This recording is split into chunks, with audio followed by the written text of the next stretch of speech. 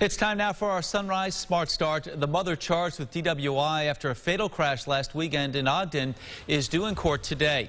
According to police, Jenny Clark was drunk and speeding with her husband and children in the car. Investigators believe Clark was arguing with her husband when she left the roadway and struck a utility pole. Her husband, Matthew Clark, was killed. Their 3 children were not injured. Clark is now facing several charges, including a charge of second-degree murder, vehicular manslaughter, driving while intoxicated, and multiple counts of endangering the welfare of a child. Some community activists speaking out about a new federal task force combating gun violence in Rochester. The 60-day Viper program promises an enhanced and proactive look at gun violence in our community. Some local activists say they are ready to give that task force the chance, given the recent surge in violence in the city. Rochester has seen more than 200 shootings and 38 homicides this year. Well, President Biden announcing Thursday the U.S. military mission in Afghanistan will come to an end now August 31st after 20 years of conflict. The Pentagon says that troop withdrawal process is now some 90% complete. We are joined this morning once again by Washington correspondent Anna Wernicke. Anna, good morning. Even as we are talking about pulling troops out of Afghanistan, there's concern about the government there being perhaps prey to falling. What is the White House saying about this possibility?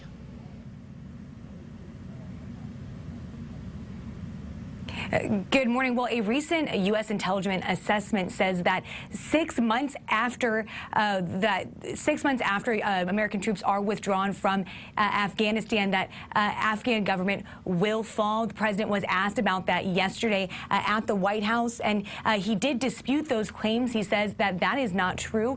He says that the Afghan government is well equipped. They are ready to protect themselves and prevent that from actually happening. But the overall message from the White House yesterday was very positive, saying that the Afghan government will be able to protect themselves well after American troops are withdrawn, and that's why the president says that he was very confident in his decision to withdraw American troops even earlier than he initially said. Well, it's a situation we'll continue to follow closely. Anna, thank you so much for your insight this morning. After the drawdown, up to 1,000 U.S. troops, we're told, will remain in Afghanistan, mostly to protect the American embassy and the airport in Kabul. Well, Japan declaring a state of emergency for this month's Olympic Games in Tokyo as cases of COVID continue to climb. Now, no fans will be allowed to attend the Games this year. The city will enter a 6-week lockdown with only Olympic athletes being allowed to enter. The International Olympic Committee says more than 80% of all athletes participating are expected to be vaccinated. Well, heavy flooding reported along the East Coast as Tropical Storm Elsa continues its push northward. New York City heavily impacted by the severe weather. You see here streets and even subway stations filled with water as public transportation came to a halt. More rain is expected throughout the weekend there. And heavy rainfall locally as well. Have a look here. Reports of flooding in many parts of Rochester, including Irondequoit yesterday. Some roads had about 3 or 5 inches of water accumulated on them. Town Supervisor Dave Seeley of Irondequoit saying, quote, anytime we see sustained heavy rain like we've seen the past few days, you're going to see isolated flooding as well. Even with a functioning stormwater drainage system, if you have excess water, it simply makes it harder for the system to drain at certain points. James, just how much rain did we get yesterday? Well, it depends on your location, for sure. The airport, just barely 4/10 of an inch, but up in Irondequoit, we saw those 3-4+ inch rainfall totals there. And Don't go there. Right, I know. Let's just pretend I didn't say that. You know, Dave Seeley says it well. We're a little bit concerned about this, but it was well forecast, right? Yesterday morning, we had brought up the concern for flooding, and voila, there it was. Here's the good news. Not expecting that for today. The run forecast this morning, you may see a couple of very light rain showers out there. Temperatures in the 60s. And I say temperatures in the 60s, literally. I think we're actually stuck. Maybe we hit 70 degrees, but otherwise know that it will be dramatically cooler today. We'll take a peek at the weekend at the end of the show. Mark? All right, James, thank you. Let's get a peek at the roads now as well with our sunrise traffic. And the good story continues. This morning, you see everything going nicely over the Douglas Anthony Bridge downtown in Rochester. 390, 490, and 590. be all on time at last check. Well, billionaire and founder of Virgin Galactic, Richard Branson, is going to space this weekend. The flight will take off Sunday from New Mexico. A local travel agent will be there with a front row seat. Carmela Boykin is live with a look at what the future of space tourism might look like. Carmela, good morning. Good morning, Mark. That's right. Local travel agent Craig Curran got his ticket to outer space in 2011. Since then, he's been waiting for commercial space travel to become a reality, and it's almost there. Curran says although he loves being a travel agent on Earth, space tourism is the future. This is exciting and sexy. I said, oh my goodness, you know, space tourism, I want to get involved in that. And it's here. While Curran isn't going to space this weekend, he'll be on the flight line in New Mexico, watching Richard Branson and the Virgin Galactic spacecraft take off. It's history, and I'm going to be there, and I've got my small contribution to it in terms of being a future astronaut. Enjoying the camaraderie. Tickets to space aren't cheap. Right now, they cost upwards of $250,000. Curran says, like with air travel, prices should reduce over time. It will come down. It will be democratized. It'll be available to a wide array of people. So the prices will come down. But initially, yes, it's going to be quite expensive to do this. This is rocket science, after all. But you don't need spacecraft to have a space experience. In September, Curran is chartering a zero-G flight from the Rochester airport. This is the same aircraft that's used for NASA research and for training for astronauts.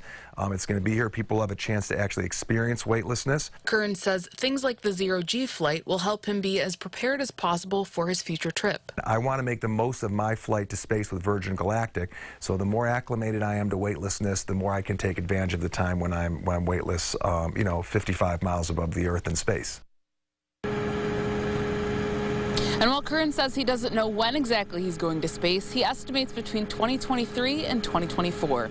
Until then, he's looking forward to practicing zero gravity when he charters zero-G to the Rochester airport in September.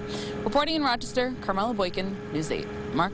Carmela, thank you. Now, if this weekend's flight is successful, Branson will be the first billionaire in space, beating Jeff Bezos. The Amazon founder will take flight coming up on July 20th.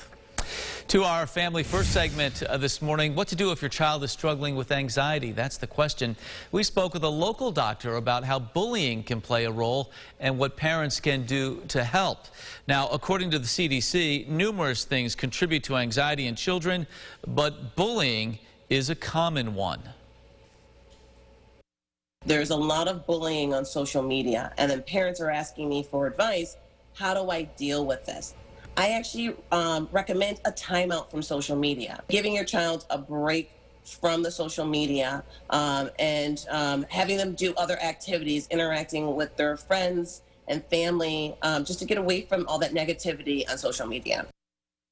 Well, if your child is nervous about returning to school full-time, talk to them and the school about a plan. It might include allowing the child to take time out from a classroom if something is bothering them and then come back when they're feeling better. For more advice and other Family First segments, just head to rochesterfirst.com. Time now for a look at the GRE Morning Business Report. Wall Street being impacted by fears of coronavirus variants. This after Japan declared a state of emergency heading into the summer games.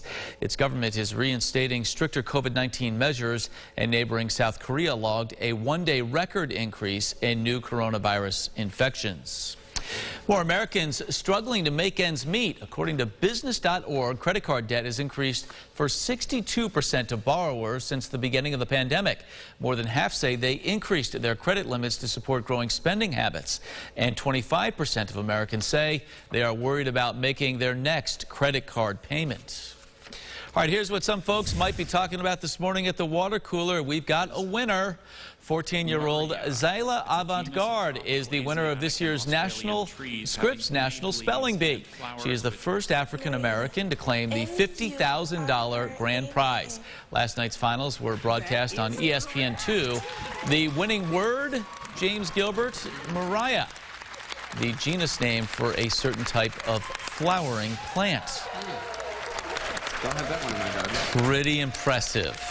for that young lady Oh, right so cool. there. Good for her. I know. Congratulations. In the past, there have been like ties, I think, right? Yeah, well, I think we had a tie a year or two ago, but we've got a clear-cut winner. Love it. Mother Nature has been wearing the crown this week around these parts, though. Yeah, she's been running the show. Running the show. It's been umbrella-worthy days for the past several days. If you've been able to avoid the rain, nice job. It'll be another morning where we kind of dodging some drops. So some wet roads out there. Temperatures in the 60s. We're stuck in the 60s today, but a nice-looking weekend. Saturday looking pretty good, upper 70s, mostly sunny. Sunday, I think a pretty decent day as well. We've got the air show this afternoon. So much going on. Get out there and enjoy it if you can. For sure. James, thank you. That's it for us here on News 8 at Sunrise. For now, our next update in 30 minutes. CBS This Morning is coming up next. Have a great day. Follow News 8 wherever you are on RochesterFirst.com, Facebook, Twitter, and on our app for news and weather.